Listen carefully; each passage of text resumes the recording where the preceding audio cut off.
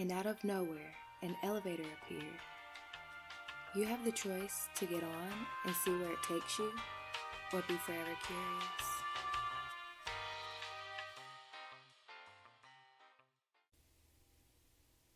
Welcome to the Thought Elevator, where your thoughts are elevated to the next level. My name is Olivia, and I'm your host on this elevator ride. I could spend a lot of time explaining what this channel is going to be about and things of that nature, but instead of doing that, I'm just going to give you a little taste of what you can expect.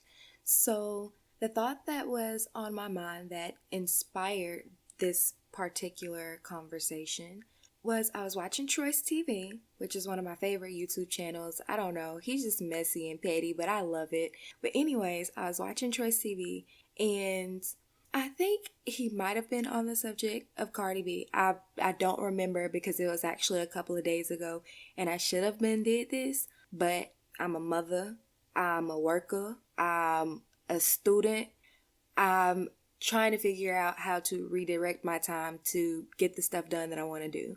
So here I am. Anyways, a couple of days ago, watched this video, and the thing that stuck out to me that made this, thought kind of start happening was he mentioned how light-skinned black women are viewed as the more attractive of the African American race, or it could be really any race, but right now I'm focusing on the African American race. Whereas on the flip side, light-skinned men are seen as emotional and weak and all this other stuff. And I started thinking, what if there are things from slavery, like the mentality during slavery, that still affects us to this day, yet we don't really realize it. So let me explain. Back during the time of slavery, the lighter your skin was, the closer you were to white, and the more they accepted you.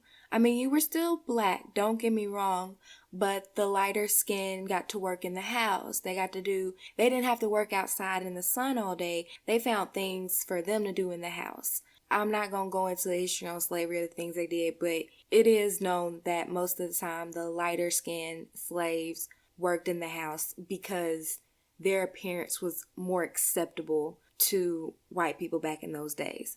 And so if it was like that for the light-skinned women, I assume that they probably did the same thing for light-skinned men, where they probably found more things in the house for them to do, like maybe being a butler or, cleaning the house, things of that nature, while the darker skinned men and darker skinned women worked out in the sun all day because they weren't deemed, they weren't what they wanted to look at.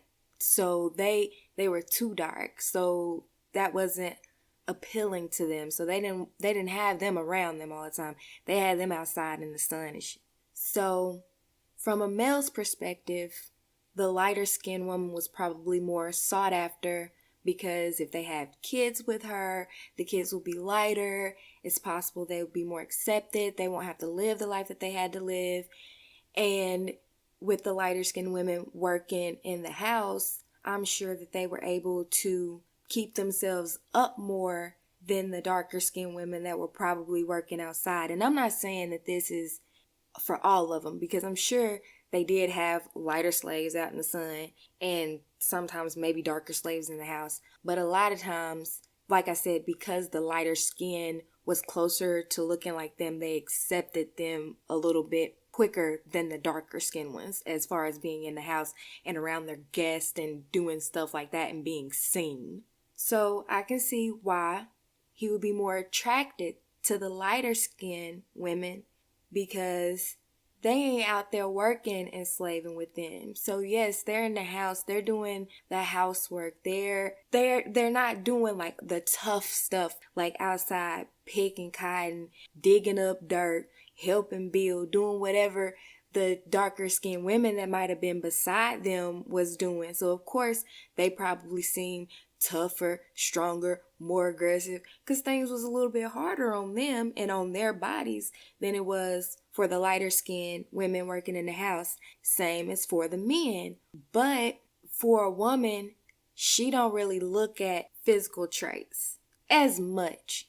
She looks for someone that's strong, someone that's a provider, someone that can, fend off and protect her and her family. So she probably saw that dark-skinned brother over there throwing them bales of cotton over his shoulder and glistening in the sun like Kunta Kinte. I can imagine why that would have been something that a woman would look for. And even though having lighter kids might result in them not having as hard of a life, a lot of times women look for a protector and provider. And especially during those times, I would imagine a woman would want a man that could stand up for her because of all the things that they went through. So what if little planted seeds like that back in those times? Those thoughts can be passed on. So what if the seeds that were planted during slavery, or let me say, what if the seeds that could have possibly been planted? Because I'm not saying that this is an answer. I'm not saying that this is what it is. I'm just saying this is what I was thinking. This was a thought that crossed my mind, and I'm wondering how possible it could be that this might have been the seeds that began colorism within the Black community.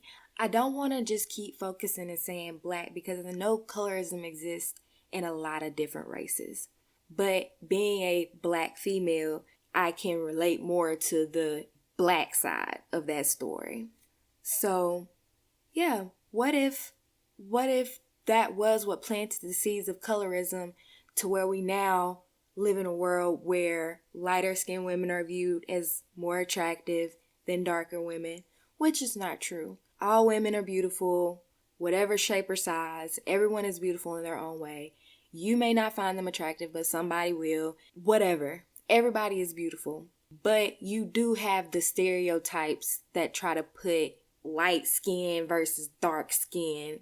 And it could be stuff like that was planted back then that leads to lighter women are more attractive, they're more sensitive, they're not as tough and aggressive as darker skinned women, whereas light skinned men are viewed as weak and emotional and all this stuff, and the Drake crying face and blah blah blah. I said Drake crying face even though it was the Michael Jordan crying face, but everybody always talk about Drake being light skinned and emotional, so same damn difference. Anywho, to sum it all up, if I lost you because I started rambling, what if colorism was planted back in the days of slavery, not necessarily because of the color of the skin, but because of what the color of your skin got you during those times. Lighter skin got you a little bit of an easier life because you were more accepted. What if those seeds were planted and now exist in today's world as colorism for no reason? A different perspective. It gives you a new way of looking at things. Whether you agree or disagree, your mind has now been exposed.